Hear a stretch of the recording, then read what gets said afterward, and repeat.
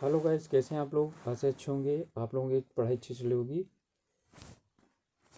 आप सब लोगों का एक बार फिर से आपके अपने ऑनलाइन प्लेटफॉर्म प्रयाग एकेडमी में बहुत बहुत स्वागत है। आप सब लोग जैसा कि जानते हैं, हम लोग 7 जनवरी को होने वाली यूसेट परीक्षा के से संबंधित प्रथम प्रश्न पत्र का यानी फर्स्ट पेपर का एमसीक्यू कर रहे थे। तो इसी को आगे बढ़ाते हुए आज हम कम्युनिकेशन का यानी कि संप्रेषण का कुछ एमसीक्यूज करेंगे। तो चलिए शुरुआत करते हैं। और शुरू करें तो इससे पहले आप लोगों से एक रिक्वेस्ट है कि आप लोग यदि अभी तक चैनल में नए हैं या चैनल को अभी तक सब्सक्राइब नहीं किए हैं तो प्लीज़ आप सब्सक्राइब कर लीजिए। चैनल को अपने ग्रुप्स में शेयर भी कर सकते हैं। और रिक्वेस्ट हम लोग इसलिए करते हैं कि आप लोग यदि यानी कि चैनल को सब्सक्राइब करते हैं तो हम लोगों को लगता है कि हाँ, कुछ लोग हम लोगों के साथ हैं और सपोर्ट कर रहे हैं। ठीक है, अन्यथा यानी कि थोड़ा सा उससे हम लोगों को कुछ जो है वो मतलब मोरल सपोर्ट मिलता है, कह सकते हैं। तो चलिए शुरुआत करते हैं। आज का हमारा पहला प्रश्न है, जब संप्रेषण इच्छानुसार किया जाता है तो इसका अभिप्राय यह है कि यानी प्रेषक संदेश प्राप्तकर्ता के व्यवहार को इच्छानुसार प्रभावित करता है, या प्रभावी संप्रेषण सूचना के आधार पर कार्य की प्रक्रिया है, या वाणी संप्रेषण से हमें संसार की भावनाओं का पता चलता है, या उपरोक्त में से कोई सा भी नहीं। यहाँ पर ये कह रहा है कि जब इच्छानुसार किया जाता है संप्रेषण तो इसका मतलब है कि इच्छानुरूप प्रभावित करना है ना। तो इसका मतलब प्रेषक संदेश प्राप्तकर्ता के व्यवहार को इच्छानुसार क्या करता है, प्रभावित करना चाहता है। इसके बाद है हमारा, निम्नलिखित में से संप्रेषण किसके हस्तांतरण और समझने के संदर्भ में होता है, यानी कि क्या हस्तांतरण या और समझने के लिए संप्रेषण किया जाता है? विचार, अवधारणाएं, शब्द, अर्थ। ठीक है, तो संप्रेषण क्या चीज़ भेजने के लिए यानी हस्तांतरित करने के लिए किया जाता है? तो संप्रेषण जो हस्तांतरित किया जाता है वो होता है अर्थ। अर्थ में सब कुछ आ जाता है, विचार भी आ जाता है, उदाहरणाएं भी आ जाते हैं और शब्द भी आ जाता है। इनमें से किसको संप्रेषण का संदर्भ कहा जा सकता है? संदेश ग्रहण यानी ग्रहण है ये के साथ हस्तक्षेप, प्रभावी संप्रेषण संदेश की मौखिक और गैर मौखिक प्रतिपुष्टि, बातचीत के लिए भौतिक और मनोवैज्ञानिक वातावरण। तो यहाँ पर कह रहा है संप्रेषण का संदर्भ किसे कहा जा सकता है?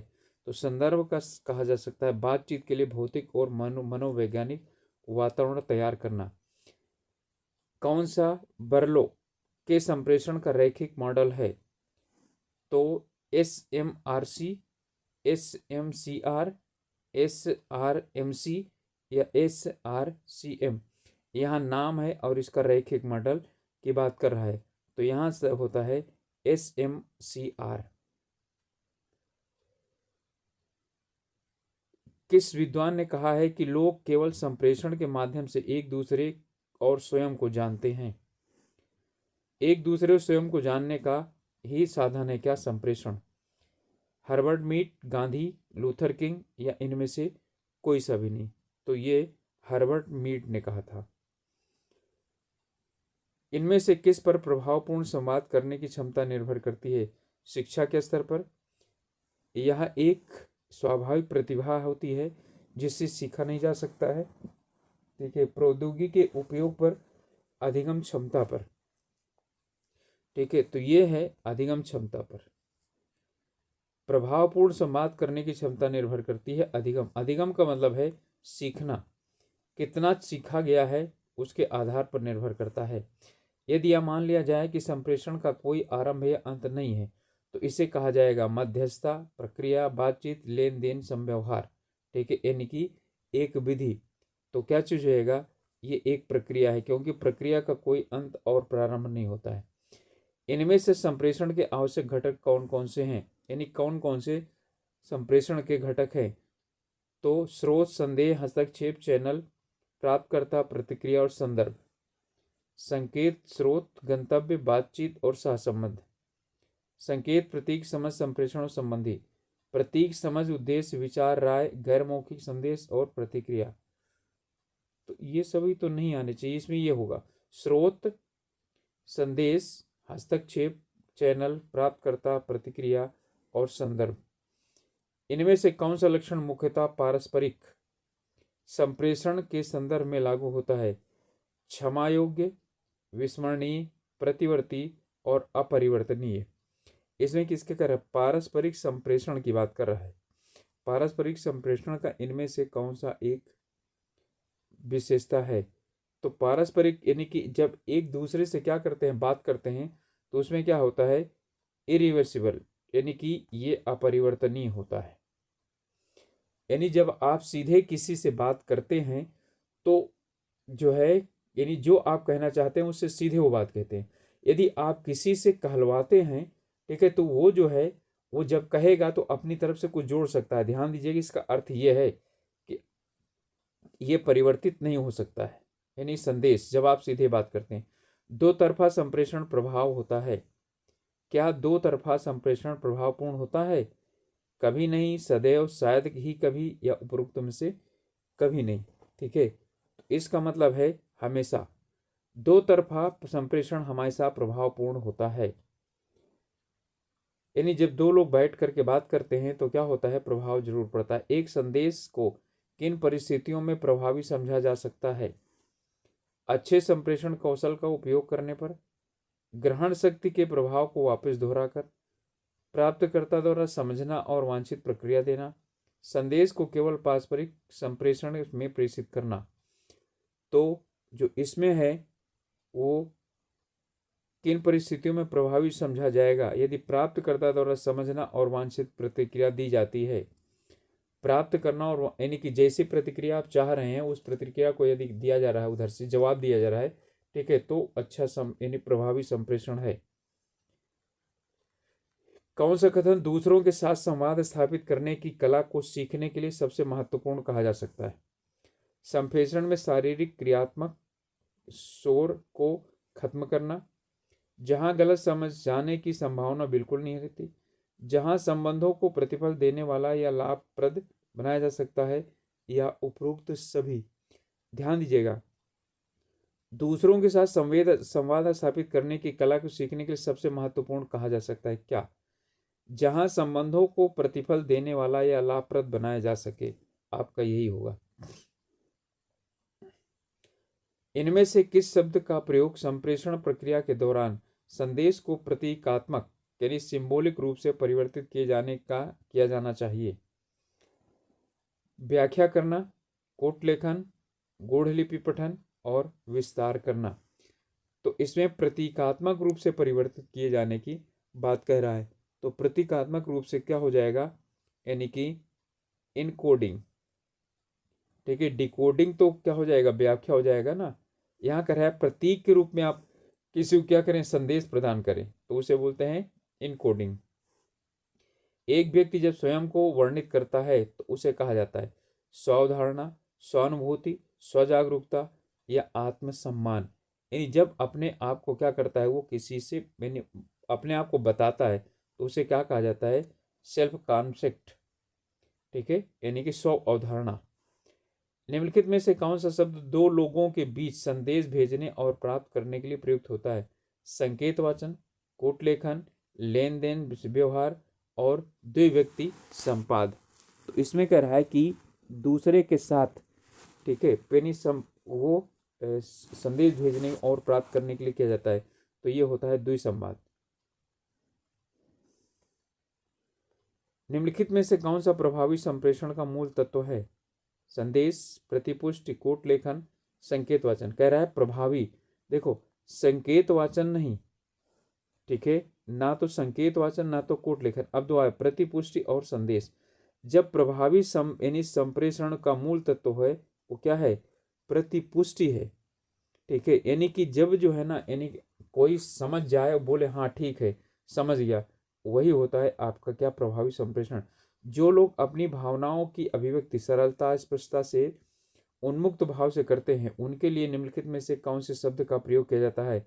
आक्रामक, असभ्य, स्वीकारात्मक या अविवेकी। यानी कि जो बिना रुके और बिना किसी की लाग लपेट के, बिना संकोच के क्या करते हैं, अपनी बातों को प्रस्तुत कर देते हैं, तो उन्हें क्या कहा जाता है? असर्टिव यानी स्वीकारात्मक। इसमें यानी संप्रेषण में कुछ शब्दावलियाँ ऐसी हैं जो आप लोगों को हिंदी में समझ में नहीं आएंगी, उसके लिए इंग्लिश बहुत अच्छी यानी इस तरह समझ में आ जाती है। कौन सा कथन निम्न संदर्भ संस्कृति के में बारे में सबसे अधिक उपयुक्त है? निम्न संदर्भ संस्कृति हो रही है। विचार व्यक्त करने या सूचना संप्रेषण के लिए अमौखिक माध्यम का उपयोग करना। निम्न संदर्भ संस्कृति का मतलब पहले प्रारंभ में जो था वो प्रयोग किया जाता था। अधिकतर जानकारी को स्पष्ट रूप से मौखिक संदेश कहा जाता है। ठीक है। अधिकतर सूचना स्वतः ही स्पष्ट होती है, ज्यादातर जानकारी अप्रासंगिक होती है। इसमें हमारा होगा बी वाला। अधिक जानकारी को स्पष्ट रूप से मौखिक संदेश कहा जाता है। ठीक है। जब यानी तब लिखित वगैरह नहीं था ना। अमौखिक का मतलब है ना लिखा जाना, और मौखिक का मतलब है, मौखिक तो शुरुआत में मौखिक होता था संदेश। उच्च संदर्भ संस्कृति, हाई कॉन्टेक्स्ट कल्चर, और वो लो कॉन्टेक्स्ट कल्चर था, के बारे में उपयुक्त है क्या? अधिकतर जानकारी किसी व्यक्ति के बारे में या किसी संदर्भ में होती है। अधिकतर संदेश बोलचाल के रूप में होते हैं, ये तो बिल्कुल गलत होगा। अधिकांश लोग सांकेतिक भाषा का उपयोग करते हैं। अधिकतर संकेत अनकहा हो सकता है। ठीक है। तो यहाँ पर क्या हो जाएगा, यही है कॉन्टेक्स्ट, यानी उसका ठीक उल्टा। वहां पर बोलचाल की भाषा में सांकेतिक था, ठीक है, यानी मौखिक था, लेकिन यहाँ पर क्या है, अनकहा। अनकहा का मतलब लिखित। कौन से मूलभूत तत्व को एक अच्छा संदेशवाहक अपने दर्शकों या श्रोतागण तक पहुंचाता है? ठीक है। प्रचुर मात्रा में जानकारी, बहुत ज्यादा आंकड़े, संक्षिप्त प्रभाव, तथ्यों का दोहराव। तो ये प्रचुर मात्रा में जानकारी अच्छा संदेशवाहक प्रदान करता है। चरणों में से प्रभावी संप्रेषण के लिए आप पहले किस पर विचार करेंगे? प्रभावी संप्रेषण इनकी कह रहा है कि संप्रेषण के लिए इनमें कौन सा यानी चरण सबसे महत्वपूर्ण है, या पहला चरण क्या होना चाहिए, इसकी बात कर रहा है ये। संप्रेषण चैनल या माध्यम का चैनल चयन करने पर, मूल्यांकन प्रक्रिया का नियोजन, संप्रेषण के उद्देश्यों का निर्दिष्टीकरण, और है संप्रेषण के लिए मीडिया का चयन। तो इसके लिए यानी कि सबसे पहले क्या करते हैं, जो संप्रेषण है उसका उद्देश्य निर्धारित करते हैं, यही तो है सबसे पहला। तो ये हो जाएगा हमारा। व्यक्तियों द्वारा अन्य लोगों के साथ संवाद करने के लिए कौन से प्राथमिक चैनलों का प्रयोग किया जाता है? कह रहा है कि व्यक्तियों द्वारा अन्य लोगों से संवाद करने के लिए, अन्य लोगों से संवाद करने के लिए प्राथमिक चैनल का प्रयोग किया जाता है रेडियो, टेलीविजन, ईमेल, स्वर का लहजा या दृष्टि और ध्वनि। अब इसमें यदि समझ पे सही से आएगा तभी आप क्या करेंगे, वो करेंगे। तो इस यानी कि इसमें क्या है, सबसे पहला जो यानी प्राथमिक चैनल है वो है दृष्टि और ध्वनि, यानी आवाज दे करके और दूसरों को अपनी तरफ ध्यान आकर्षित करके या अपनी तरफ दिखा करके, ठीक है, उनसे संपर्क स्थापित किया जाता है। इनमें से संकेतीकरण यानी कि इनकोडिंग किसके लिए महत्वपूर्ण है? प्रतिपुष्टि को प्रोत्साहित देने हेतु, शोर समाप्त करने हेतु, संदेश उत्पत्ति करने हेतु, संदेश की व्याख्या सुनिश्चित करने हेतु। तो इसमें जो हमारा आया है, ठीक है, देखिए संकेतीकरण यानी कोडिंग जो किया जाता है, ठीक है, वो किसके लिए होता है? संदेश की उत्पत्ति करनी होता है, संदेश की ही कोडिंग की जाती है। किसी भी प्रकार के संप्रेषण को प्रभावी तब माना जाएगा यदि वह धीरे धीरे और स्पष्ट रूप से वितरित हो, यह एक शांत स्थिति में हो, यह पूरी तरह से प्राप्तकर्ता तक पहुंचता हो, जिस अर्थ में प्रेषक द्वारा सोचा जाए वैसा ही प्राप्तकर्ता तक पहुंचाया जाए। यदि आप सही तरीके से देखें तो इसका क्या हो जाएगा, यही डी वाला उत्तर हो जाएगा। जो यानी सोच करके आप किसी को बोलते हैं वही उस तक पहुंच जाए, यानी वो समझ ले, यही होता है अच्छे संचार की विशेषता। निम्नलिखित में से 3 घटक मानव संप्रेषण प्रक्रिया का भाग हैं, कौन कौन सा है? संदेश, रिकॉर्डिंग और प्रतिक्रिया, शोर, प्रतिक्रिया और शब्दजाल। संदेश, शोर और प्रतिक्रिया, ये मेरे अनुसार तो ये होना चाहिए। प्रतिक्रिया, संदेश और आलोचना नहीं, ये नहीं होगा। ठीक है, संदेश भेजा जाएगा, बीच में शोर होगा और फिर क्या होगी, प्रतिक्रिया प्राप्त होगी। यानी कि जो शोर का मतलब ये नहीं होता है, शोर का मतलब है कि आने वाली जो भी क्या होती हैं, शोर शोर होता रहे ऐसा कुछ नहीं है। आने वाली जो समस्याएं होती हैं उनको शोर कहा जाता है, बाधाएं। शब्द होते हैं गुणबोधक, वाधक, चिन्हक या अनावश्यक। तो शब्द किस प्रकार के होते हैं, तो शब्द क्या होते हैं, चिन्ह होते हैं। इमोटिकॉन्स, इमोटिकॉन्स के बारे में कौन सा सही है? ये भावात्मक यानी सम्मेलन होते हैं। विशेष रूप से अर्थपूर्ण शारीरिक हाव भाव को कहा जाता है, या भावात्मक प्रश्न होते हैं, या चेहरे के भाव को अभिव्यक्त करते हुए टंकित प्रतीक हैं। तो इनमें से ये हमारा यानी कि इसका उत्तर कौन सा होगा? तो इसमें चेहरे के भाव को अभिव्यक्त करते हुए जो भी व्याख्या किया जाता है, समझा जाता है, उसे इमोटिकॉन्स यानी इमोशन से बना हुआ है ना, तो इमोशन चेहरे के द्वारा ही यानी कि अभिव्यक्त होता है। तो ये उसी का ही है। इसके बाद अगला प्रश्न है, संप्रेषण में सांकेतिक शब्दों में परिवर्तन करने का अर्थ होता है। सांकेतिक शब्दों का परिवर्तन करने का अर्थ क्या होता है? विचारों को कूटों में अनुवादित करना, कूट की व्याख्या करना, संकेत के प्रेषक और प्राप्तकर्ता के बीच के मार्ग को अवरोधित करना, या लोगों के बड़े समूह को संबोधित करना। तो इसमें यह है विचारों को कूटों में अनुवादित करना। यहाँ कह रहा है ना सांकेतिक शब्दों को परिवर्तित करना, तो क्या करना, कूट करना।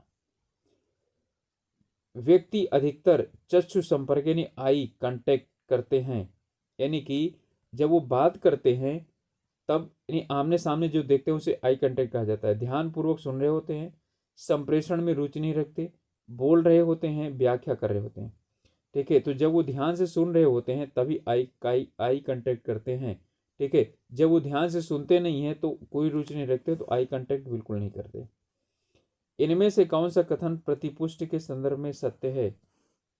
ऐसी स्थिति है जब प्रेषक और प्राप्तकर्ता जानकारी का विनिमय करते हैं। प्रतिपुष्ट है। ऐसी स्थिति जब प्रेषक और प्राप्तकर्ता जानकारी का विनिमय करते हैं, क्या इसी को प्रतिपुष्ट कहा जाता है? और आगे पढ़ने की जरूरत ही नहीं। ठीक है, मौखिक रूप से सीमित होता है, ये सब जो है ना यानी कि अलग है सब। यानी प्रतिपुष्टि का मतलब है जो कहा जाए उसी को समझा जाए, बोले हाँ मैंने समझ लिया।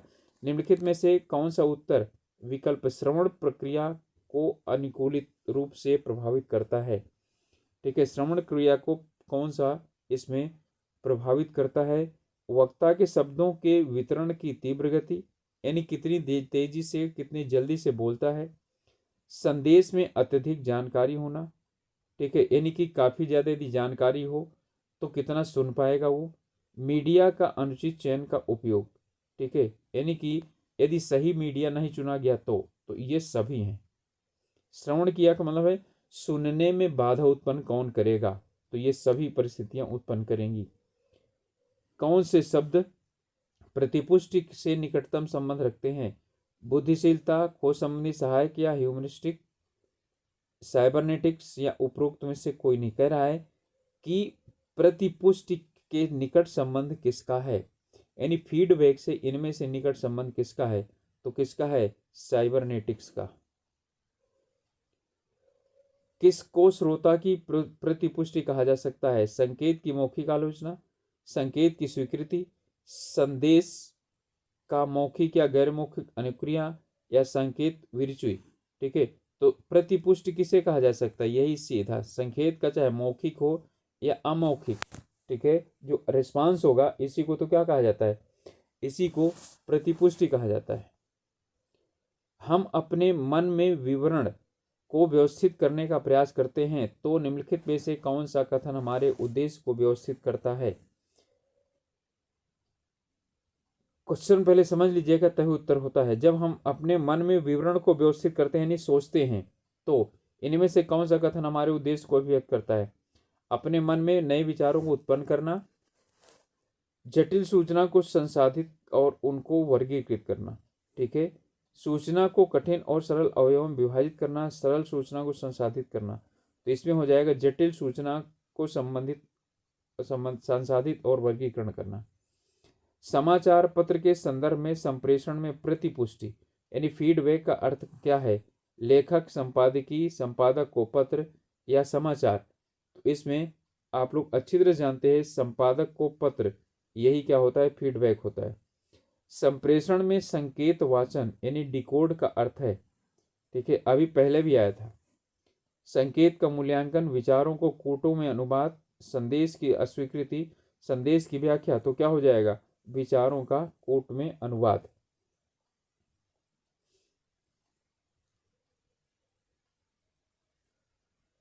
एक सेकेंड, ठीक है, गड़बड़ हो गया, यहाँ डी कोड है, ठीक है, वहाँ इन कोड था, ठीक है, इन कोड। डी कोड का मतलब क्या हुआ? डी कोड का मतलब है संदेश की व्याख्या करना।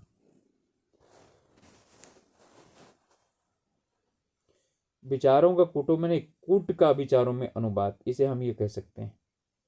संदेश जो कि एक संकेत है, निम्नलिखित में से कौन सा कार्य करता है? एक प्रेषक के लिए उद्दीपन के रूप में। ये प्रेषक को उद्दीपन करता है या प्राप्तकर्ता को उद्दीपन करता है?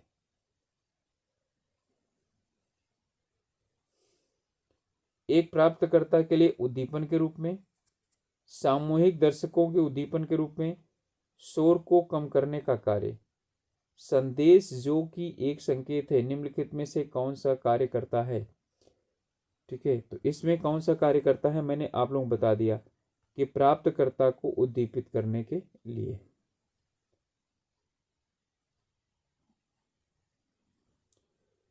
एक शब्द की वस्तुनिष्ठ यानी ऑब्जेक्टिव परिभाषा क्या होती है?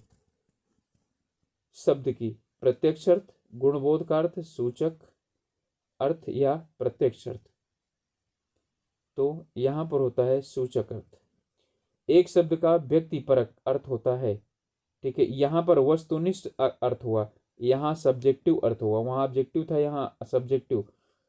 तो सूचक परक, अप्रत्यक्ष अर्थ, विलोम अर्थ या गुणबोधक अर्थ, ठीक है। तो व्यक्ति परक का जो है आता है हमारा, इसमें गुणबोधक आएगा, ना अप्रत्यक्ष ना सूचक और ना ही क्या है, क्योंकि सूचक तो ऑब्जेक्टिव हो गया ना, तो यहाँ पर हो जाएगा गुणबोधक। इनमें से कौन प्रतिपुष्टि को स्पष्ट करता है? केवल आज्ञा ना, तो बिल्कुल नहीं। पर्यावरण शोर का प्राप्तकर्ता की मौखिक और गैर मौखिक अनुक्रिया, अभी बताया था ये। एक प्रभावी संप्रेषण में किस प्रकार की आवश्यकता नहीं होती? भाषा पैटर्न को बदलने की, उचित संकेतों की, सामग्री में दक्षता की, ठीक है, आकर्षण व्यक्तित्व की। तो संप्रेषण में, ठीक है, क्या आकर्षण व्यक्तित्व की आवश्यकता होती है क्या? बिल्कुल नहीं होती। यही हमारा उत्तर होगा। इनमें से किस शब्द को उनके संदेशों की व्याख्या के लिए क्रोनेमिक्स, ठीक है, शब्द का से संबोधित किया जाता है? तो गंध के लिए, स्वाद के लिए, समय के लिए या उपरोक्त सभी के लिए, ठीक है। तो क्रोनेमिक्स जो है वो क्या होता है? समय के लिए प्रयोग किया जाता है। संप्रेषण प्रक्रिया में प्राप्तकर्ता एक चैनल है, संकेत का कूट वचन करता है, वह व्यक्ति है जो विचार का कूट लेखन करता है, या संदेश हस्तक्षेप के लिए उत्तरदायी होता है? बहुत ध्यान से समझिए तभी उत्तर दे पाएंगे। इसका उत्तर होगा संकेत का कूट वचन करता है, यानी संकेत को समझता है वो, इसे बोला गया कूट वचन करता है। इसके बाद इसमें अगला प्रश्न है, निम्नलिखित में से कौन सा संप्रेषण चैनल का उदाहरण है? ठीक है, संप्रेषण चैनल का उदाहरण शोर, संदर्भ, प्रत्यक्ष वार्तालाप या प्रतिपुष्टि। तो इसमें जो प्रत्यक्ष वार्तालाप है, ठीक है, ये क्या है? संप्रेषण चैनल का उदाहरण है। शोर तो यानी कि उसको नष्ट करने वाला होता है।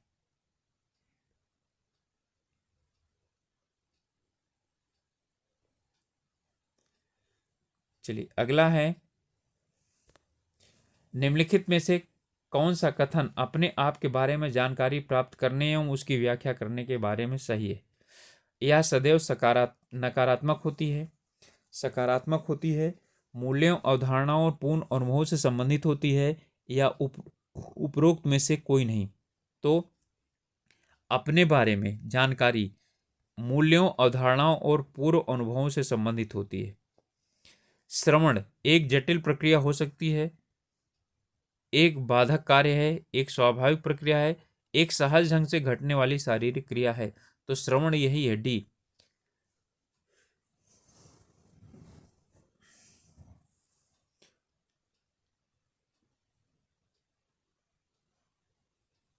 इसके बाद है निम्नलिखित में से किसको हम श्रवण के प्रत्युत्तर देना का वाला कथन कह सकते हैं? गैर मौखिक, मानव स्मृति पर निर्भर करता है, मौखिक या गैर मौखिक हो सकता है, या सदैव मौखिक होता है। तो इसमें यह गैर मौखिक और मौखिक भी हो सकता है। सुन करके हम उसका उत्तर लिख करके भी दे सकते हैं और कह करके भी दे सकते हैं। किसको सबसे महत्वपूर्ण संप्रेषण कौशल माना जाता है? सक्रिय श्रवण, वस्तुपरक श्रवण, अप्रतिरोधी श्रवण और निष्क्रिय श्रवण। ये सब श्रवण के उदाहरण है, यानी संप्रेषण कौशल के जो है ना ये हैं। Active listening, objective listening, passive listening और है इनएक्टिव लिसनिंग। तो इसमें जो होता है सक्रिय श्रवण, यही यानी कि सबसे महत्वपूर्ण संप्रेषण कौशल माना जाता है। इनमें से कौन सी तकनीकी है जो एक सक्रिय श्रोता द्वारा प्रयोग की जा सकती है? वक्ता के अर्थ की संक्षिप्त व्याख्या करना, चिंता अभिव्यक्ति करना, वक्ता के अर्थ की व्याख्या करना, वार्तालाप के माध्यम से अपनी राय को प्रकट करना। तो इसमें है वक्ता के अर्थ की संक्षिप्त व्याख्या करना। ठीक है, यही एक सक्रिय श्रोता द्वारा की जा सकती है। इनमें से किसको हम प्रभावी श्रवण में शामिल कर सकते हैं? असहमति की स्थितियों का निष्पादन,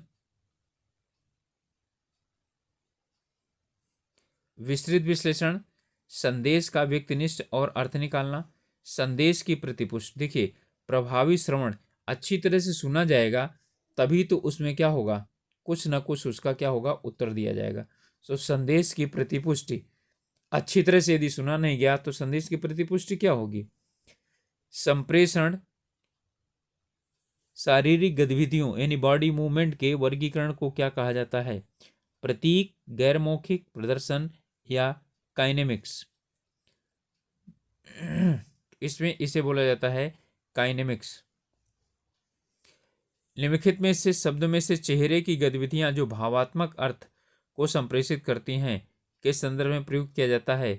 प्रदर्शक, प्रतीक, चक्षु संपर्क या उपरोक्त में से कोई नहीं। तो इसमें होता है प्रदर्शन, यानी चेहरे से को देख करके और पता चल जाता है। निम्नलिखित में से संप्रेषण के किस वर्गीकरण में स्पर्श को एक महत्वपूर्ण तत्व माना जाता है? व्यापार संप्रेषण, पारस्परिक संप्रेषण, व्यक्तिगत संप्रेषण, उपरोक्त में से कोई नहीं। कह रहा है स्पर्श को महत्वपूर्ण। स्पर्श का मतलब जैसे हाथ मिलाना गर्मजोशी के साथ। ठीक है, तो ये किसके लिए होता है? पारस्परिक संप्रेषण के लिए होता है। तो हमारा बी उत्तर हो जाएगा। निम्नलिखित में से कौन सा तत्व प्रभावी संप्रेषण के संदर्भ में सबसे कम महत्वपूर्ण माना जाता है? सबसे कम महत्वपूर्ण कौन सा है? भाषा पर पूर्ण नियंत्रण, उपयुक्त शब्दावली, आकर्षण व्यक्तित्व, संपादित होने वाली सामग्री पर पूर्ण नियंत्रण। तो क्या हो जाएगा? आकर्षक व्यक्तित्व। सुकरात का आकर्षक व्यक्तित्व नहीं था, ठीक है, लेकिन उनको दुनिया सुनती थी। इस वक्त कह रहा है कौन सा कथन सत्य है? संप्रेषक को सही बोध होना चाहिए, संप्रेषक में सहनशीलता होनी चाहिए, संप्रेषक मृदुभाषी होना चाहिए और संप्रेषक का अच्छा व्यक्तित्व होना चाहिए। यहां बोल रहा है इनमें से सही कौन सा है? ठीक है, इसमें सही है संप्रेषक को सही बोध होना चाहिए, सही पता होना चाहिए। सहनशीलता संप्रेषक को नहीं बल्कि श्रोता को होनी चाहिए। संप्रेषक को मृदुभाषी होना चाहिए और सॉरी ये वाला सही होगा हमारा। ठीक है, संप्रेषक को मृदुभाषी होना चाहिए, संप्रेषक को सही बोध होना चाहिए नहीं, प्राप्तकर्ता को सही बोध होना चाहिए। संप्रेषक का अच्छा व्यक्तित्व होना चाहिए, ये भी गलत है, ये भी गलत है, ये भी गलत है। तो संप्रेषक को मृदुभाषी होना चाहिए, ये हमारा उत्तर सही होगा। निम्नलिखित में से सक्रिय श्रवण का कौन सा भाग है? तो सक्रिय श्रवण, चक्षु संपर्क, सिर हिलाना, स्पष्टीकरण मांगना, उपरोक्त सभी।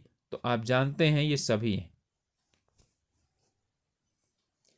मूल्यांकन श्रवण तब सफल होता है जब हम संदेश में निहित उद्दीपनों के बीच में भेदों को समझते हैं, निष्कर्ष निकालते हैं, संदेश में कहे गए तथ्यों का गंभीर रूप से सटीकता से आकलन करते हैं, या उपरोक्त में से कोई नहीं। कह रहा है श्रवण, मूल्यांकन श्रवण तब सफल होता है, यानी सुन करके और मूल्यांकन किया जाए तो ये सफल कब होगा? तो ये सफल तब होगा जब जो है इन संकेत में निहित उद्दीपनों के बीच का मतभेद, इन भेदों को समझना, ठीक है, और निष्कर्ष निकालते हैं, संदेश में कहे गए तथ्यों का गंभीर रूप से सटीकता से आकलन करते हैं, ठीक है। तो ये जो है ना यानी कि सफल हो कब जो है ना यानी सफल होता है। तो इनमें से जो हमारा उत्तर हो जाएगा वो हो जाएगा इनमें से कोई नहीं। एक प्रभावी संदेशवाहक वह है जो क्या करता है? हास्यपूर्ण वक्ता है, अभिनय संबंधी प्रतिभा से परिपूर्ण हो, संप्रेषण के बारे में बहुत स्पष्ट हो, मातृभाषा में संप्रेषण करता हो, ठीक है। इसका उत्तर क्या हो जाएगा हमारा? सी, संप्रेषण के बारे में बहुत स्पष्ट हो। मातृभाषा में स्पष्ट करना कोई जरूरी नहीं है, सामने वाला मातृभाषा जानेगा तभी तो मातृभाषा में जो है ना होगा संप्रेषण। प्रभावी संप्रेषण का संदेश प्राप्त करता मैसेज रिसीवर का पर क्या प्रभाव होना चाहिए? वह इसका आनंद प्राप्त करे, संदेश को कंठस्थ करे, संदेश दूसरों को संप्रेषित करे, या इसके बारे में विचार करे, ठीक है। तो क्या हो जाएगा? इसके बारे में विचार करे, ठीक है। यही है प्राप्तकर्ता का काम। संप्रेषण प्रभावी तभी होगा, कब प्रभावी होगा? स्रोत आकर्षक और सत्तावादी हो, संकेत लक्षित दर्शक को संज्ञान में लेकर नियत किया गया हो, आधुनिक संप्रेषण की प्रौद्योगिकियों का उपयोग किया जाता हो, संकेत प्राप्तकर्ता निष्क्रिय घटक हो, ठीक है। तो ये सब क्या है? यानी कि हमारा ये गलत होगा, हमारा हो जाएगा बी, लक्षित दर्शक यानी दर्शकों के संज्ञान लेकर नियत किया गया हो। निम्नलिखित में से उस व्यक्ति को सफल संप्रेषण करने वाला नहीं माना जा सकता। किसको? जो सटीक और स्पष्ट ढंग से सामग्री को प्रस्तुत करे, तो उसे तो मानेंगे ही। जो संकेत नियत करते हुए श्रोता को ध्यान में रखे, ये भी सही है। जो केवल आधुनिक तकनीक का उपयोग करना जानता हो, ये ही गलत है, ठीक है। यानी कि यही सी हमारा क्या हो जाएगा? गलत हो जाएगा। जो कभी कभी संकेत गृहीता का औपचारिक हो जाता है और सामंजस्य स्थापित कर लेता है। थोड़ा सा यदि एक दो बार ध्यान से पढ़ लेंगे तो आराम से आंसर निकाल सकते हैं, भले आप लोगों ने इसके विषय में न जानकारी की हो। संप्रेषण का सबसे महत्वपूर्ण पहलू क्या है जिसके द्वारा श्रवण में सुधार किया जा सकता है? क्या? संदेश का पूरी तरह से ध्यान देना, संप्रेषित सामग्री को उपन्यास रोचक यानी नॉवेल इंटरेस्टिंग बनाना, स्वर को प्रभावशाली बनाना। बिल्कुल ये सभी हैं सही। संप्रेषण की प्रक्रिया को किसके माध्यम से संवर्धित एनरिच किया जा सकता है? अपनेपन की भावना से, विकल्प चुनने के लिए वांछित सुरक्षा और स्वतंत्रता प्रदान करने से, मीटिंग की जानकारी और दबाव को टालने से, और उपरोक्त सभी। तो इसमें है ये सभी। इन सभी माध्यमों से क्या किया जा सकता है? वर्धित किया जा सकता है संप्रेषण को। निम्नलिखित में से सक्रिय श्रवण के प्रभाव को बढ़ाने में सबसे अधिक सहायता कर सकते हैं, ठीक है। कौन सबसे अधिक सहायता कर सकते हैं सक्रिय श्रवण को बढ़ाने के लिए? संदेश प्रेषक के साथ उदासीनता का विकास, ठीक है, यानी उदासीन अपैथी का विकास, ठीक है। तो क्या जो है ना ये बढ़ाएगा क्या? तो ये बढ़ाएगा नहीं, ये क्या करेगा? घटाएगा। संवाद क्षेत्र में शोर कम करने के लिए प्रणाली विकसित करना, हाँ ये हो सकता है। प्रेषक की शारीरिक भाषा पर ध्यान देना, ये जरूरी नहीं है। संदेश प्रेषक के साथ समानुभूति इम्पैथी का विकास, बिल्कुल ये सही है, ठीक है। इम्पैथी का, समानुभूति का विकास करे। चलिए, निम्नलिखित में से कौन सा कथन संप्रेषण के साथ जुड़ा हुआ नहीं है? ठीक है, माध्यम ही संदेश है। दुनिया एक इलेक्ट्रॉनिक कोकून है। सूचना एक शक्ति है, दूर संवेदन यानी टेलीपैथी प्रौद्योगिकी है। इसमें कह रहा है कि संप्रेषण के साथ कौन सा एक जुड़ा हुआ नहीं है। ठीक है, तो इसमें जो जुड़ा हुआ नहीं है वो ये है दूर संवेदन टेलीपैथी प्रौद्योगिकी है। प्रौद्योगिकी नहीं है, ये प्रौद्योगिकी के सहारे से क्या किया जाता है, भेजा जाता है। आधुनिकता संबंधित है किससे? समाचार पत्र से, पत्रिकाओं से, रेडियो से, टेलीविजन से। टेलीविजन से, वैसे टेलीविजन की जगह क्या आ जाएगा, ठीक है, कंप्यूटर आए तो और भी ज़्यादा सही रहेगा। संप्रेषण में भाषा है। संप्रेषण में भाषा अमौखिक कूट, मौखिक कूट, प्रतीकात्मक या चित्रात्मक कूट है। तो इसमें जो भाषा है वो क्या होती है, मौखिक कूट है, यानी मुख से बोला जाए अथवा मुख से जो बोला गया है वही लिखा जाए। संप्रेषण की अंतर संबंधित श्रृंखला में विद्यमान मीडिया में बिंदुओं का किस रूप में जिक्र किया जाता है? तो नेटवर्क मीडिया, संयोजी मीडिया, ग्रंथिल मीडिया या बहुमीडिया। तो इसमें आता है हमारा नेटवर्क मीडिया। निस्यंतक या फिल्टर संदेश में, निस्यंतक मतलब यानी कि फिल्टर करके जो नीचे आ गया हो, निहित अर्थ को प्रभावित करते हैं। यह संप्रेषण किस भाग में, यानी यह संप्रेषण के किस भाग में पाए जाते हैं? तो यह संप्रेषण के माध्यम में, वक्ता और श्रोता दोनों के मन में, श्रोता के मन में या वक्ता के मन में। तो ये पाए जाते हैं वक्ता और श्रोता के मन में। जन संप्रेषण के प्रचार मॉडल का फोकस होता है नकारात्मक राय, आइडिएशन, ध्यान और आलोचना। ठीक है, तो ये क्या होता है, ये आइडिएशन। यानी संप्रेषण में प्रचार मॉडल का फोकस आइडिएशन में होता है। अगला है, एक निजी डायरी या रिकॉर्डिंग के लेखन किसी के विचारों और भावनाओं का कौन सा उदाहरण है? मध्यस्थता संप्रेषण, मध्यस्थता पारस्परिक संप्रेषण, मध्यस्थता जन संप्रेषण या उपरोक्त में से कोई नहीं। तो ये क्या है, मध्यस्थता संप्रेषण का है डायरी लेखन। इंटरनेट पर बातचीत करना संप्रेषण का कौन सा रूप? मौखिक संप्रेषण, गैर मौखिक संप्रेषण, समानांतर संप्रेषण, चर्चा, ठीक है, ग्रेपेविन संप्रेषण। तो ये हो जाएगा समानांतर संप्रेषण। पारस्परिक, पारस्परिक यानी इंटरपर्सनल संप्रेषण केवल तब होता है जब एक व्यक्ति अद्वितीय व्यक्ति की भांति दूसरे व्यक्ति के साथ विचार का आदान प्रदान करता है। यहाँ कह रहा है कि इंटरपर्सनल की बात हो रही है, एक ही समय पर बड़ी संख्या में लोग दूसरे के साथ संवाद करते हैं, केवल मित्र एक दूसरे के साथ बात कर रहे हों, या उपरोक्त में से कोई सा भी नहीं। तो इसमें यह है कि एक व्यक्ति अद्वितीय व्यक्ति की भांति दूसरे व्यक्ति के साथ विचार का आदान प्रदान करता है, तो वही तो होता है इंटरपर्सनल संप्रेषण, यानी व्यक्ति से व्यक्ति। निम्नलिखित में से कौन सा कथन गैर मौखिक संदेशों के संदर्भ में सही है?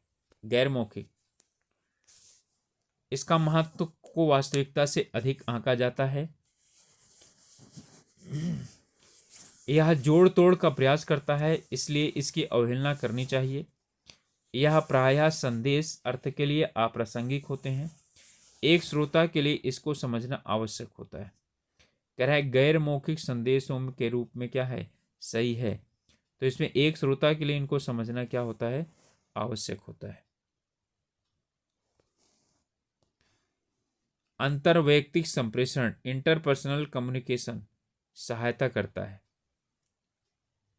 स्वयं के बारे में जानने में, दूसरों की सोच को पता लगाने में, सामान्य जनता के साथ संवाद करने में, एक प्रतिभाशाली सार्वजनिक यानी वक्ता बनने में।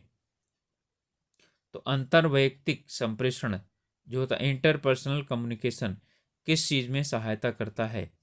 तो ये सहायता करता है स्वयं के बारे में सोचने की, इंटरपर्सनल, ठीक है, कम्युनिकेशन है।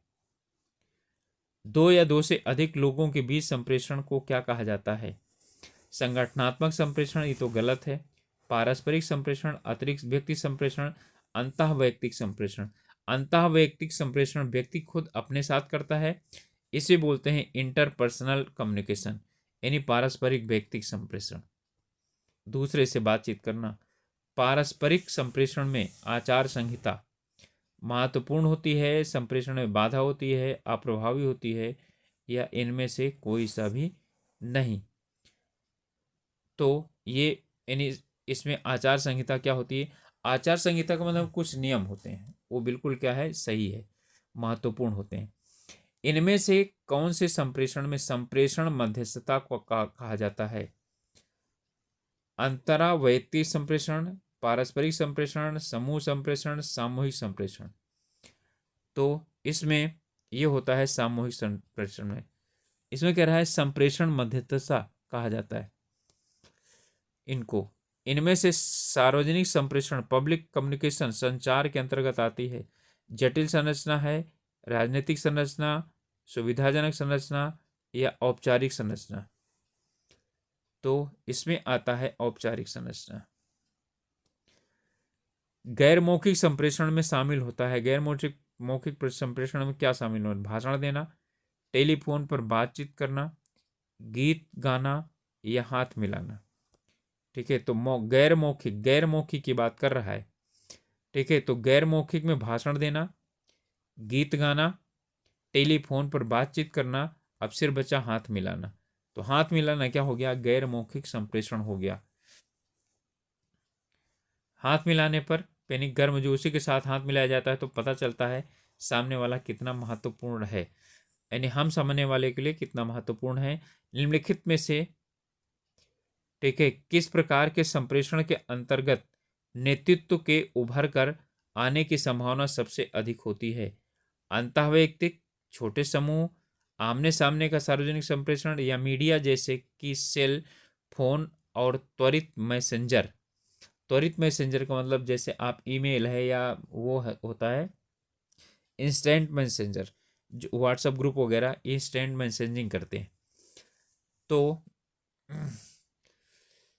इसमें हमारा हो जाएगा छोटे समूह में संप्रेषण करना। छोटे समूह में संप्रेषण यदि कोई करेगा तो उसका नेतृत्व की भावना नहीं निकल करके आएगी। बड़े में करेगा तो कोई उसे आगे नहीं बढ़ने देगा। मध्यस्थता यानी मीडिएटेड संप्रेषण करने के लिए नकारात्मक प्रतिक्रिया को किस रूप में वर्णित किया जाता है? आलोचना, खंडित प्रतिपुष्टि, निष्क्रिय प्रतिपुष्टि, गैर अनुरूप। तो इसमें आता है आलोचना के रूप में इसे क्या कहता है, यानी कि नकारात्मक प्रतिक्रिया को वर्णित किया जाता है। निम्नलिखित में से कौन सा पारस्परिक संप्रेषण के लिए उपयोग होता है? पारस्परिक संप्रेषण के लिए इनमें प्रयोग होता है समूह यानी संप्रेषण, लक्षित दर्शकों के आमने सामने संप्रेषण, और है डैडिक संप्रेषण या पारंपरिक संप्रेषण। तो ये क्या हो जाएगा? डैडिक संप्रेषण। गैर मौखिक संदेश व्याख्या व्यापक रूप से किस पर निर्भर करती है? प्राकृतिक यानी सांस्कृतिक संदर्भ, शारीरिक संदर्भ, शोर के स्तर पर, एक व्यक्ति से दूसरे व्यक्ति में बदलने पर। तो इसमें आता है सांस्कृतिक। गैर मौखिक संदेश की बात कर रहा है तो सांस्कृतिक संबंध में गैर मौखिक संबंध जो है ना व्यापक रूप से प्रभाव डालता है। किस प्रकार संप्रेषण के अंतर्गत ऑडियो कॉन्फ्रेंसिंग को वर्गीकृत किया जा सकता है? एक तरफा मौखिक, दो तरफा, एक तरफा गैर मौखिक, और दो तरफा गैर मौखिक। कह रहा है कि किसको? ऑडियो कॉन्फ्रेंसिंग को है तो ये क्या है? दो तरफा मौखिक। क्योंकि ऑडियो कॉन्फ्रेंसिंग जो होती है उसमें क्या किया जाता है? पूछ लिया जाता है। वीसीआर पर टेलीविजन कार्यक्रम की रिकॉर्डिंग एक उदाहरण है किस चीज का? समय स्थानांतरण, सामग्री संदर्भ, यांत्रिक स्पष्टता, या मीडिया तुल्यांकन। तो इसके अंतर्गत आएगा समय स्थानांतरण।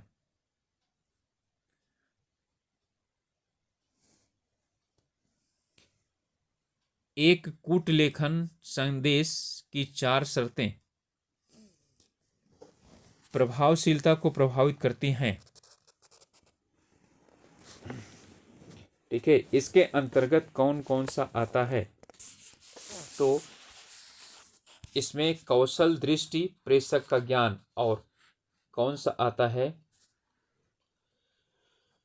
सामाजिक सांस्कृतिक प्रणाली, संदेश प्राप्तकर्ता का ज्ञान या संदेश प्रेषक की आयु या पर्यावरण मुद्दे। तो इसमें आता है हमारा सामाजिक सांस्कृतिक प्रणाली। इसके बाद है संप्रेषण वृत्तीय होता है जब कोटवाचक एक कोट लेखक हो जाता है, प्रतिपुष्टि नहीं हो पाती है, स्रोत विश्वसनीय हो जाता है, या जब चैनल स्पष्ट हो। तो इसमें जब जो है कूटवाचक एक कूट लेखक हो जाता है तब संप्रेषणी क्या हो जाता है, वृत्त का मतलब क्या हुआ कि डिकोडर ही इनकोडर हो जाता है। तो लो, यानी कि वही घुमा फिरा करके इकट्ठा कर देगा। जन संप्रेषण को सूचना कार्य के रूप में किसका वर्णन किया जाता है, प्रसार, प्रचार, निगरानी और परिवर्तन। तो इसके अंतर्गत आता है निगरानी। कह रहा है जन संप्रेषण के सूचना कार्य के रूप में किसका वर्णन किया जाता है, निगरानी का। निम्नलिखित में से कौन सा मौखिक संप्रेषण की सीमा को प्रतिबिंबित करता है? यह अपरिवर्तनीय है, यानी कहा हुआ शब्द वापस नहीं लिया जा सकता, इसकी सीमा की बात कर रहा है। हमारे लिए शारीरिक भाषा के बारे में जानकारी रखना ज्यादा आसान है, गलत है ये। एक वक्ता की भावनाओं या तनाव या उत्तेजना आदि से प्रभावित नहीं होता है, ये भी गलत है, होता है। इसके लिए मौके पर ही सोच की आवश्यकता नहीं होती, मौके पर सोच की आवश्यकता होती है। ठीक है, तो हमारा ये हो गया, यह अपरिवर्तनीय है, यानी कहा हुआ शब्द वापस नहीं लिया जा सकता है। निम्नलिखित में से मेटा संप्रेषण वक्ता के किस पहलू से संबंधित है? पहरावे पर इच्छानुरूप चुनाव, शब्दों का इच्छानुरूप चुनाव, शब्दों और पहरावे का अज्ञानकृत चुनाव, या शब्दों का ज्ञानकृत चुनाव। ध्यान दीजिए, कह रहा है मेटा संप्रेषण वक्ता के किस पहलू से संबंधित होता है? तो ये संबंधित होता है जो इंटरनेशनल चॉइस ऑफ ड्रेस, पहरावे का इच्छानुरूप चुनाव। इसके बाद है कौन सा शब्द शारीरिक भाषा को दर्शाने के लिए उपयोग किया जाता है? भौतिक संप्रेषण, रेसनन, शोर या उपर्युक्त सभी। तो इसमें भौतिक परिवर्तन को वो जो शारीरिक भाषा को दर्शाने के लिए प्रयोग किया जाता है कौन? रेसरन। 93वां क्वेश्चन है संदेश के हस्तांतरण, प्राप्ति या प्रतिपुष्टि में जो बाधा हस्तक्षेप करती है उसे क्या कहा जाता है? प्रतिपुष्टि, फीड फॉरवर्ड, चैनल, या उसे शोर कहा जाता है। ठीक है, तो उसे क्या कहा जाता है? शोर। किसी भी प्रकार की बाधा को हम क्या बोलते हैं? शोर बोलते हैं। ठीक है, अब इसके बाद है प्रश्न संप्रेषण प्रक्रिया में विघटन यानी डिस्ट्रप्शन को क्या कहा जाता है? उल्लंघन, प्रतिपुष्टि, शोर, या परस्पर प्रभाव डालना। ठीक है, तो क्या कहा जाता है? इसको शोर कहा जाता है। निम्नलिखित में से कक्षा में संप्रेषण की सबसे शक्तिशाली बाधा कौन सी है होती है? कक्षा संप्रेषण में सबसे बड़ी बाधा, कक्षा में शोर, भ्रमित शिक्षक, कक्षा में बाहर अशांति का वातावरण, शिक्षक सहायक सामग्री का अभाव। तो इसमें सबसे शक्तिशाली बाधा होती है कक्षा संप्रेषण में भ्रमित शिक्षक। जब शिक्षक को समझ में ना आए कि मुझे क्या पढ़ाना है, क्या कहना है, क्या बताना है। इनमें से चर्चा के बारे में कौन सा कथन सत्य नहीं है? यह औपचारिक संप्रेषण नेटवर्क की तुलना में अधिक तीव्र है, यह औपचारिक नेटवर्क की तुलना में कम शुद्धता से कार्य करता है, यह लगभग सभी संगठनों में पाया जाता है, यह पारस्परिक संप्रेषण से अधिक अधिमानित होता है, प्रेफर्ड है। कह रहा है कि इनमें से चर्चा के बारे में कौन सा क्या है? कथन सत्य नहीं है। तो इसमें से यह औपचारिक संप्रेषण नेटवर्क की तुलना में अधिक तीव्र होता है, ठीक है, ये जो है चर्चा बिल्कुल सही है। औपचारिक नेटवर्क की तुलना में कम शुद्धता से कार्य करता है, तो यानी अमूमन शोर होता है, तो ये भी सही है। इसमें है कि यह लगभग सभी संगठनों में पाया जाता है, तो पाया जाता है। यह औपचारिक संप्रेषण का अधिक अधिमानित है, तो यही गलत है। यह औपचारिक नहीं अनौपचारिक होता है।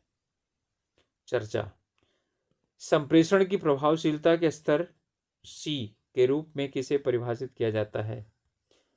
ठीक है, स्तर सी के रूप में शोर चैनल, अर्थ संबंधी शोर, मनोवैज्ञानिक शोर, स्रोत शोर।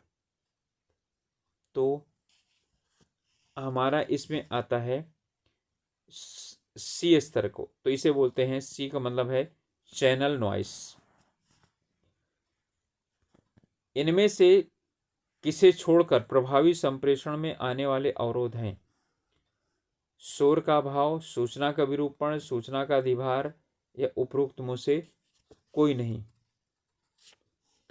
तो इसमें हो जाएगा शोर का अभाव। शोर के अभाव को छोड़कर प्रभावी संप्रेषण में आने वाले कोई अवरोध नहीं है। सूचना के औपचारिक हस्तांतरण यानी ट्रांसमिशन या फिल्टर सूचना को क्या कहा जाता है?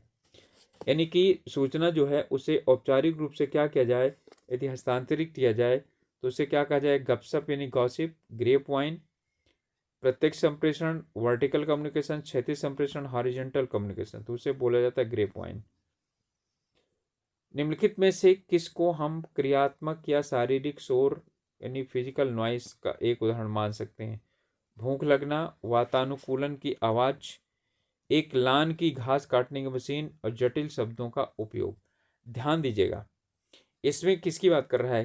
क्रियात्मक या शारीरिक शोर की बात कर रहा है, तो इसमें वातानुकूलन यानी एसी की आवाज और लान में घास काटने वाली मशीन नहीं।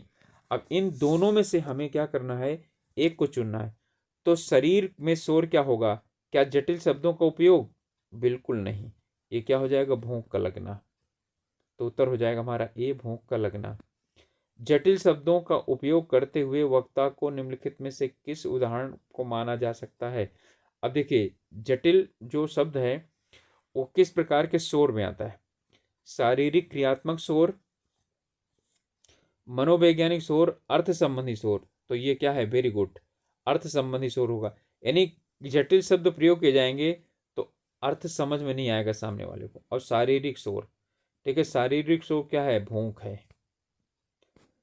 इसके बाद संप्रेषण प्रक्रिया में शोर क्या होता है? लक्षित श्रोताओं द्वारा संकेत अधिक सावधानी सुनने के कारण बनता है। ये शोर की बात कर रहा है, ठीक है, तो ये तो आपका गलत हो जाएगा। संदेश के साथ हस्तक्षेप का कारण बनता है, यही वाला होगा। यानी कि संदेश को हस्तक्षेप करता है, भटकने वाले विचारों पर ध्यान केंद्रित करता है, नहीं संदेश को बढ़ाता है, नहीं घटाता है। लोगों के समूह की निश्चित और वर्गीकृत छाप इम्प्रेशन पूर्व निर्धारित गुणों के संग्रह पर आधारित होती है, उसे कहा जाता है क्या? सामान्यीकरण, संगति, रूढ़ प्रारूप और अधिक स्पष्टीकरण। तो इसे जो कहा जाता है वो है रूढ़ प्रारूपण। अनुभूति जांच का एक मुख्य लक्ष्य होता है, और वो क्या होता है? पुष्टिकरण, सांस्कृतिक संवेदनशीलता, दूसरों की भावनाओं और विचारों का पता लगाना, और नियंत्रण। तो क्या है? अनुभूति जांच क्या होता है? दूसरों की भावनाओं और विचारों को पता करना। इनमें से पक्षपात की एक विशेषता नहीं है, कौन सी है? बाहरी समूह के सदस्यों का सामान्यीकृत मूल्यांकन, नकारात्मकता, पक्षपात पूर्ण धारणा। ठीक है, ये सभी के सभी क्या है? पक्षपात की एक विशेषता है। कौन सा कथन संप्रेषण के संदर्भ में श्रेष्ठता प्रभाव यानी कि प्राइमेसी इफेक्ट की मुख्य धारणा को दर्शाता है? सबसे अधिक सूचना सदैव सबसे पहले भाग से आती है, सबसे महत्वपूर्ण जानकारी सबसे बाद में आती है, महत्वपूर्ण का परिणाम स्थिति पर निर्भर करता है।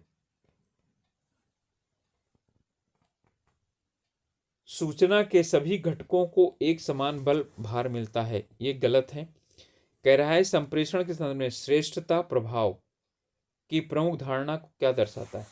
सबसे अधिक सूचना सदैव पहले भाग में आती है। ठीक है, यही है आपका सही उत्तर। शुरुआत में ही सबसे प्रमुख सूचना दी जाती है, उसके बाद बाकी आगे क्रियाकलाप करवाए जाते हैं। इसके बाद है निम्न में संप्रेषण के अंतर्गत कौन से संदेश ग्रहण करने में प्रमुख अवरोध हैं? ठीक है, तो प्रमुख अवरोध कौन है? श्रोताओं की दृष्टिकोण, श्रोताओं का ज्ञान, श्रोताओं की शिक्षा, श्रोताओं की आय। ठीक है, तो इसमें जो यानी कि है श्रोताओं का दृष्टिकोण, एक जो है ना शिक्षा और आय वगैरह इनका कोई मैटर नहीं है। जन संप्रेषण में संबोधित किए जा सकने की सामर्थ्यता किसके द्वारा बदलती है? डिजिटल माध्यम, लोक माध्यम, व्यक्तिपरक माध्यम या अयथार्थ समय माध्यम। तो इसमें क्वेश्चन ध्यान दीजिए, कह रहा है कि जन संप्रेषण में संबोधित किए जा सकने की सामर्थ्यता किस द्वारा बदलती है? तो किसके द्वारा बदलती है? डिजिटल माध्यम के द्वारा।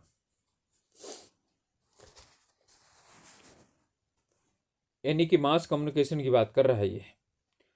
तो संप्रेषण के लिए व्यक्तिगत स्वतंत्रता और भौतिक पर्यावरण का उपयोग किया जाना क्या कहलाता है? व्यक्तिगत स्वतंत्रता और भौतिक पर्यावरण का उपयोग किया जाना क्या कहलाता है? किसमें? संप्रेषण में। ठीक है, तो क्या इसे क्रोनोमिक्स कहा जाता है, प्रोक्सेमिक्स कहा जाता है, काइनेमिक्स कहा जाता है या पैरांगुएल कहा जाता है? तो इसे बोले हैं प्रोमेसिक्स।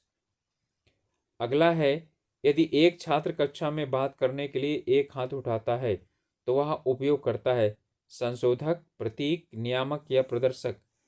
ठीक है, तो वो जो है यानी कि प्रयोग करता है प्रतीक का। ठीक है, यानी दिखाता है कि हाँ मैं प्रश्न पूछना चाहता हूँ। कक्षा में मनोवैज्ञानिक पहलुओं को किसके द्वारा अच्छे से व्यवस्थित किया जा सकता है? शिक्षक के द्वारा, विषय शिक्षक द्वारा, प्रधानाध्यापक द्वारा या छात्र द्वारा स्वयं? तो इसको कक्षा के शिक्षक के द्वारा ही क्या किया जाता है? कक्षा को अच्छे से व्यवस्थित किया जाता है। पुस्तकें संप्रेषण का मुख्यतः स्रोत हो सकती हैं। सामग्री का सारांश प्रदान करवाना, उदाहरण सामग्री प्रदान करवाकर, हिंदी माध्यम द्वारा, सामग्री को अच्छे प्रिंट के माध्यम से प्रस्तुत करवा करके। तो इसमें है उदाहरणात्मक सामग्री प्रदान करवा करके पुस्तकी यानी पुस्तकें संप्रेषण का क्या हो सकती हैं? स्रोत हो सकती हैं। निम्नलिखित कथनों में से कौन सा कथन सत्य नहीं है? एक अच्छा संदेश वाहक एक अच्छा शिक्षक नहीं हो सकता। एक अच्छे संदेश वाहक को हास्य वृत्ति यानी कि सेंस ऑफ ह्यूमर की अच्छी समझ होती है। एक अच्छा संदेश वाहक अच्छा पाठक होता है। एक अच्छे संदेश वाहक का भाषा पर नियंत्रण होता है। ठीक है, इसमें जो है ना यानी कि कह रहा है सत्य कौन सा नहीं है? तो हमारा सत्य नहीं है ये वाला, एक अच्छा संदेश वाहक एक अच्छा शिक्षक नहीं हो सकता। बिल्कुल हो सकता है, अच्छा संदेश वाहक ही तो होता है शिक्षक। निम्नलिखित में से कौन सा माध्यम ग्रामीणों के बीच साक्षरता लिटरेसी को बढ़ावा देने में सही नहीं हो सकता? प्रदर्शन, पढ़ाना और लिखाना, टीवी और फिल्म प्रेक्षक द्वारा सामग्री उपलब्ध कराना, समूह चर्चा करवाना। यहाँ ग्रामीण क्षेत्र में साक्षरता की बात कर रहा है। ठीक है, तो ग्रामीण क्षेत्र में साक्षरता की बात बड़ी समूह चर्चा। ठीक है, इस क्योंकि उन लोगों में इतना समझ नहीं होती कि समूह चर्चा के द्वारा क्या कर सकें, वो शिक्षा ग्रहण कर सकें। तो बाकी सबके द्वारा हो सकता है। निम्नलिखित में से कौन से पैरा लैंग्वेज के मुख्य घटक हैं? स्वर, स्वरमान, स्वर की गुणवत्ता, बोलने की गति। तो ये लैंग्वेज की बात कर रहा है। तो इसमें हमारा आएगा, स्वर आएगा, टोन, पिच, स्वरमान भी आएगा, स्वर की गुणवत्ता भी आएगी, बोलने की गति भी आएगी। इसमें सभी होने चाहिए। ठीक है, तो क्या हो जाएगा हमारा, सभी हो जाएगा। एक शिक्षक प्रभावी संदेश वाहक बन सकता है यदि वो क्या करे, शिक्षण सहायक सामग्री का उपयोग करता है, छात्रों को अर्थ समझाने में सहायता करता है या समझने में सहायता करता है, वह शिक्षण के बीच में सवाल कर पूछता है, वह छात्रों को विषय का पर सवाल के सही जवाब पाने में सहायता करता है। ठीक है, तो संदेश वाहक कैसे इन किन परिस्थितियों में बन सकता है, तो वह छात्रों को अर्थ समझाने में सहायता करता है। कक्षा में संप्रेषण के विफल होने का कारण क्या होता है, छात्रों का कक्षा में ध्यान न होना, शिक्षक छात्रों तक संदेश पहुंचाने में असमर्थ होते हैं, या छात्रों को पढ़ाए जाने वाले विषय में कोई दिलचस्पी न होना, कक्षा के आसपास या कक्षा में बहुत ज़्यादा शोर होना। ये कह रहा है कि संप्रेषण विफल होना है। कक्षाओं का संप्रेषण विफल किन परिस्थितियों में होता है, तो शिक्षक छात्रों तक संदेश पहुंचाने में जब क्या होता है, असमर्थ होता है, तभी कक्षा शिक्षण असफल होता है। निम्नलिखित में से किसके द्वारा संप्रेषण अधिक प्रभावी हो सकता है, तो इनमें जो प्रभावी हो सकता है, कक्षा के बीच में चुटकुले सुनाना, बहुसंवेदी मल्टी सेंसरी अपील का प्रयोग करना, उच्च अधिकार के साथ बोलना, या बताना कि श्रोताओं के लिए क्या उपयोगी है। किसके द्वारा संप्रेषण अधिक प्रभावीशील हो सकता है, ठीक है, तो क्या चीज जाएगा, मल्टी, ठीक है, संवेदी अपील को प्रयोग करना, जैसे दृश्य और श्रव्य संसाधन का उपयोग करना। छात्रों के चेहरे की अभिव्यक्ति संप्रेषण प्रक्रिया के किस तत्व में संबंधित है, संदेश, संदेश प्राप्तकर्ता, चैनल और संदेश प्रेषक, तो ये आते हैं संदेश के अंतर्गत। देख करके ही टीचर को पता चल जाता है इनको समझ में आया या नहीं आया। निम्नलिखित में से कौन सा विवरण कक्षा में प्रभावी संप्रेषण पर बाधा नहीं डालता, ठीक है, तो कौन सा नहीं डालता, एक विस्तृत विवरण, अस्पष्ट विवरण, विविधपूर्ण विवरण, ऐसा विवरण जो श्रोताओं को अपने निष्कर्ष निकालने में सहायता देता है।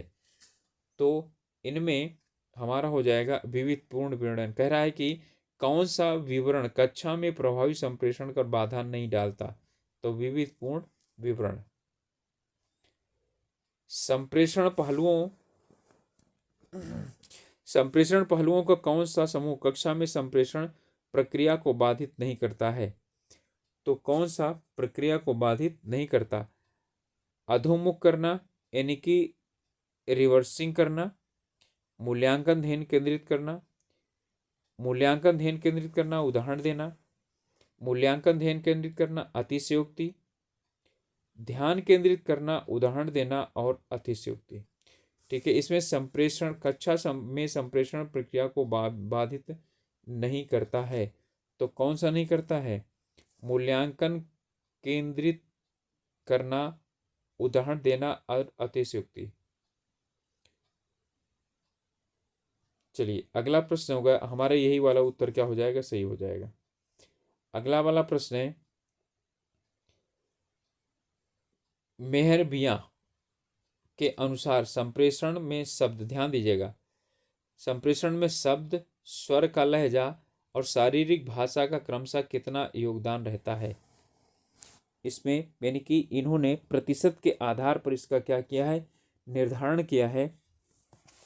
इसमें आएगा शब्द का 38%, स्वर का 7% और लहजा का 55%। यही हमारा उत्तर हो जाएगा ए।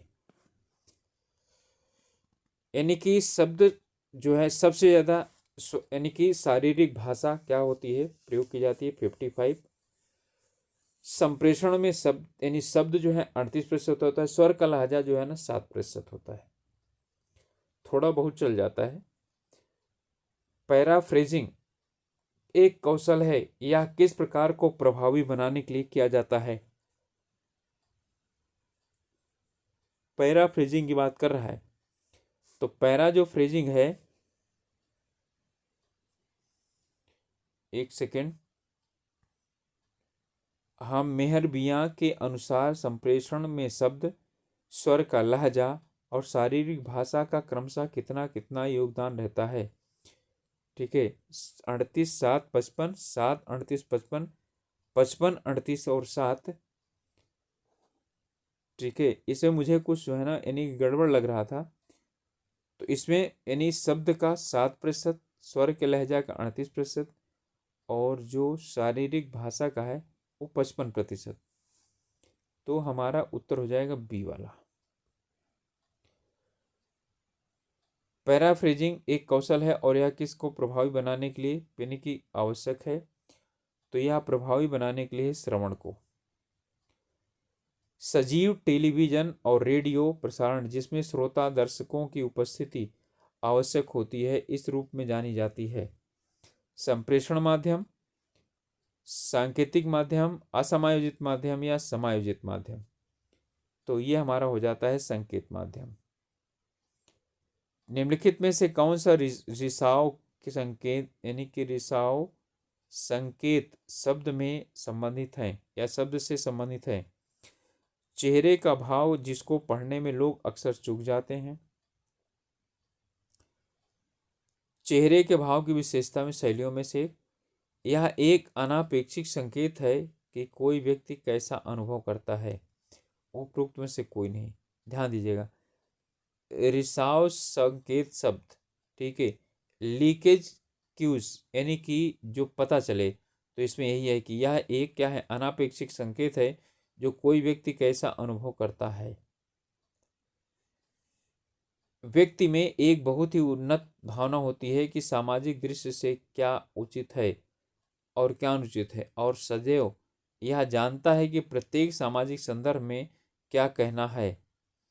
अब व्यक्ति में किस तरह की भाषा संबंधी क्षमता होनी चाहिए, तो भाषा संबंधी क्षमता की बात कर रहा है।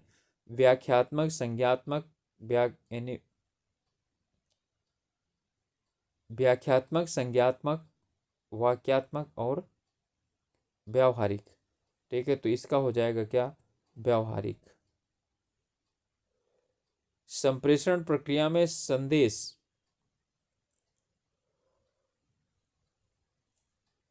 संप्रेषण प्रक्रिया में संदेश प्रेषक का बहुत अच्छा व्याकरण होता है। यह क्षमता मूल रूप से किस पर आधारित होती है, व्याख्यात्मक, अर्थ संबंधी, वाक्यात्मक या व्यावहारिक। तो इसे प्रश्न को अच्छी तरह समझेंगे तभी उत्तर दे पाएंगे। कह रहा है कि संप्रेषण प्रक्रिया में संदेश प्रेषक का बहुत अच्छा व्याकरण होता है। व्याकरण यह क्षमता मूलक मुख्य रूप से किस पर आधारित होती है, वाक्यात्मक पर। वाक्य कितनी अच्छी तरह से वो बना लेता है। एक ऐसा स्थान जहां इंटरनेट उपयोगकर्ता इंटरनेट के लिए वायरलेस अधिगम प्राप्त कर सकते हैं उसे क्या कहा जाता है, एवर्ट्रानेट, इंट्रानेट, वेब सम्मेलन या वाईफाई हॉटस्पॉट। तो इसका हमारा उत्तर हो जाएगा वाईफाई हॉटस्पॉट। उपयोगकर्ता इंटरनेट के लिए वायरलेस जो है ना प्राप्त कर सकता है, तो वाईफाई और हॉटस्पॉट के द्वारा क्या करता है, ठीक है, वो वायरलेस यानी अपना प्राप्त कर लेता है, वायरलेस कनेक्शन। इन कथनों में से कौन सा पैराफ्रेजिंग के संदर्भ में सही है। यह अभी अभी सुनी हुई बात को अपने शब्दों में कहना या लिखना, इससे वक्ता को यह जानने का अवसर मिलता है कि क्या संप्रेषण प्रभावी रहा है। अब यहाँ से हमें सही कौन सा है, तो यहाँ पर दोनों सही है। इनमें अतुल्यकालिक असिनक्रोमस माध्यम का उदाहरण कौन सा है, रेडियो, टेलीविजन, फिल्म या समाचार पत्र। इनमें कह रहा है कि अतुल्यकालिक माध्यम, असिनक्रोनस माध्यम का उदाहरण इसमें कौन सा है, तो समाचार पत्र है। संप्रेषण में गुणार्थक शब्द का कौन से हैं, सुस्पष्ट, यानी अमूर्त, सरल या सांस्कृतिक। तो इसमें जो यानी कि हैं संप्रेषण के गुणात्मक सब अर्थ वो हैं क्या? सांस्कृतिक। इसके बाद अगला प्रश्न है, संदेश में के नीचे यानी संदेश के नीचे संदेश को क्या नाम दिया जाता है? अंतः स्थापित ग्रंथ, आंतरिक ग्रंथ, अंतः ग्रंथ या उपग्रंथ? तो इसे जाना जाता है उपग्रंथ, सब टेक्स्ट। आप लोगों से रिक्वेस्ट है कि चैनल में नए हैं या अभी तक आपने चैनल को सब्सक्राइब नहीं किया तो प्लीज़ सब्सक्राइब कीजिए। आप लोग व्यूज़ इतने आ जाते हैं लेकिन सब्सक्रिप्शन नहीं बढ़ता है, तो थोड़ा सा यानी मोरल डाउन सा हो जाता है। ठीक है, यदि हमारा प्रयास अच्छा लग रहा है तो सब्सक्राइब करने में आप लोगों को कोई खास दिक्कत नहीं होनी चाहिए। बस ये होता है कि यानी कि जो है नोटिफिकेशन पहुंच जाता है, तो नोटिफिकेशन आप कर सकते हैं, ठीक है, पर सब्सक्राइब जरूर कीजिए। अनुरूप जन संप्रेषण में कहानियाँ क्या हैं? स्थैतिक होती हैं, गत्यात्मक होती हैं, अन्योक्रियात्मक होती हैं या अन्वेषणात्मक होती हैं? तो इसमें ये स्थैतिक होती हैं, स्टैटिक होती हैं। अब कथन एक है, समाचार पत्रों के बीच समाचार प्रतिवेदनों में संपादकीय लेख लिखने, समाचार को सनसनी खबर बनाने और समाचार प्रतिवेदनों के स्रोत न जानने की प्रवृत्ति बढ़ रही है। ऐसा हो सकता है। सर्वव्यापक शब्द स्रोत का उपयोग अनुमान और पूर्वाग्रह युक्त या पक्षपाती लेख को कवर करने के लिए किया जाता है। तो चलिए, इसमें हमको क्या बताना है कि कौन सा इसमें सही है और कौन सा सही नहीं है, या इसका जो दिया गया है वो समाचार पत्र, पहला वाला तो सही है कि समाचार को सनसनी बनाने और उस प्रतिवेदन को स्रोत जानने न जानने की वृत्ति बढ़ रही है, सही है। सर्वव्यापक शब्द स्रोत का उपयोग अनुमान और पूर्वाग्रह युक्त या पक्षपाती लेख को कवर करने के लिए किया जाता है। ठीक है, तो देखिए जो स्रोत है, ठीक है, जो स्रोत है उसका उपयोग अनुमान और पूर्वाग्रह युक्त पक्षपाती लेख को कवर करने के लिए किया जाता है, बिल्कुल गलत है। ठीक है, पक्षपाती लेख नहीं होता, तो ए सही है और बी गलत है। तो हमारा उत्तर हो जाएगा सी, ए सही है, बी गलत है। किसी विशेष मत के समर्थन में तथ्यों एवं कथ्यों को चयनित कर प्रस्तुत किया जाना संदर्भित है। Cherry picking, time craft, propaganda या चयनित प्रचार?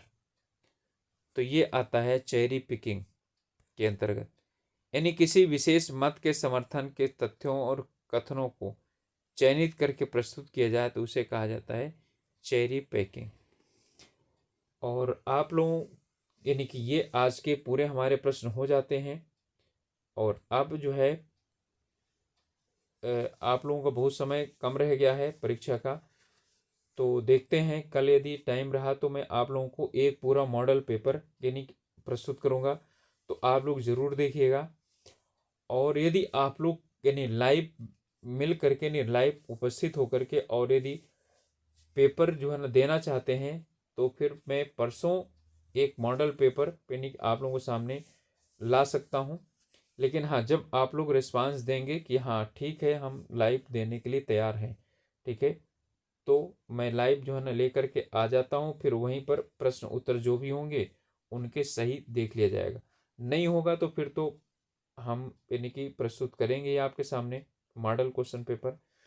तो मिलेंगे अगले वीडियो में, तब तक के लिए आप लोग अपना ध्यान रखिए, पढ़ाई करिए और स्वास्थ्य का ध्यान रखिए। खास करके समय मौसम भी बदल रहा है और आप लोगों की पढ़ाई भी हो रही है। तो ओके, मिलते हैं अगले वीडियो में, तब तक के लिए ऑल द बेस्ट।